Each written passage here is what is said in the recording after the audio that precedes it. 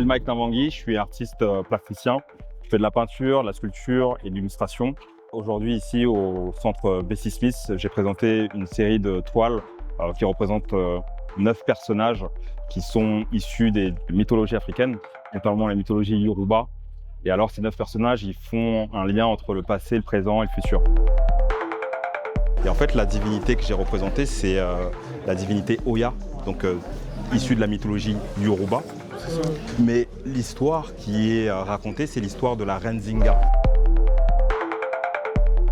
Building bridges to connect two cultures together, and art, it's just an amazing way to do that. And being an African myself, just within the 30 minutes that I've been here, I've learned so much about my culture that I did not even know about. You know, African mythology, he talked about the gods from the Yoruba culture. I did not know anything about that. So for me, it's insightful, but I also imagine that for non-Africans, they get to learn about the African culture beyond what you see on mainstream media, and it's very important.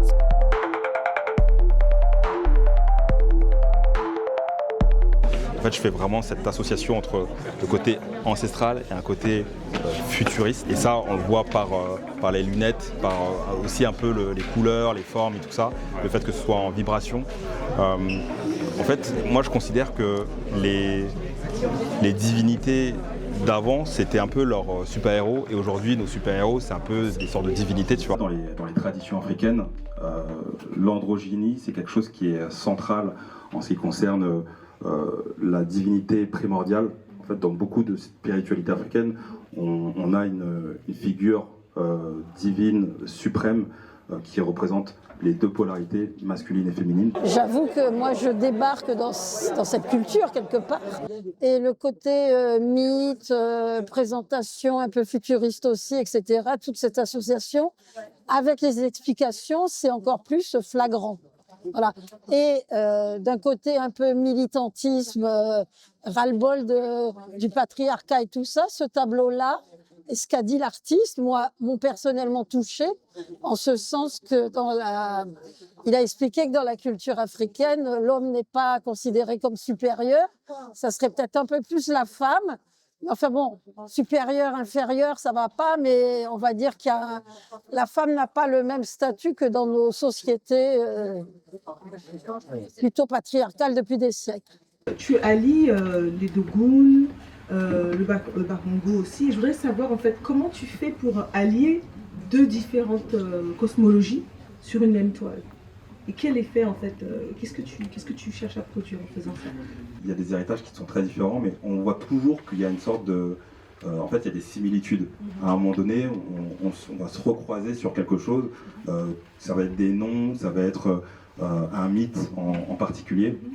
Je me souviens, j'étais allé au Kenya et j'avais raconté un mythe de la mythologie Bakongo. Et en fait, eux, ils me disaient, mais en fait, nous, on connaît ce mythe, mais différemment, en fait.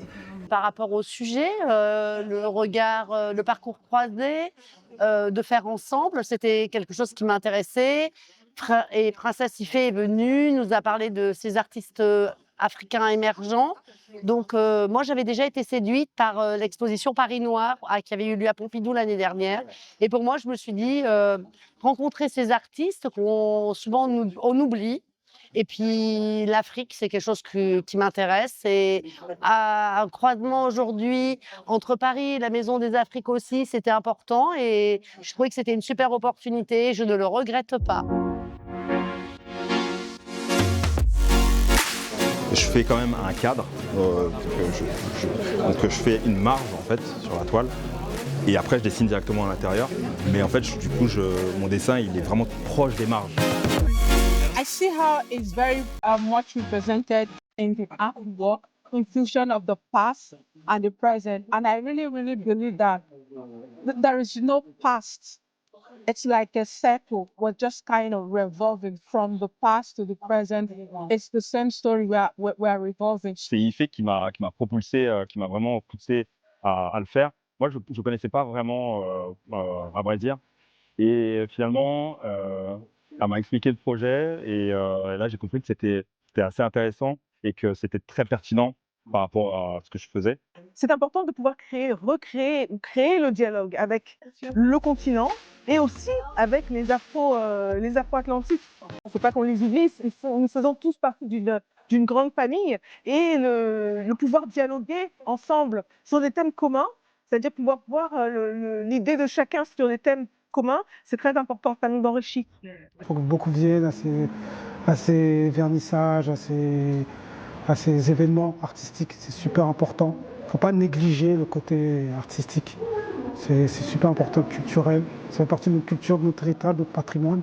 Et là, on a un jeune artiste, M. Mike Kavangi, qui fait cette promotion-là de nos traditions. Il faut donner de la force, il faut venir en nombre, connaître son histoire. Et en plus, ça permet de rapprocher divers cosmogonies qui sont en Afrique. Donc j'invite vraiment tous les frères et sœurs de la diaspora de venir, de faire bienvenue. À Kwaba, comme on dit.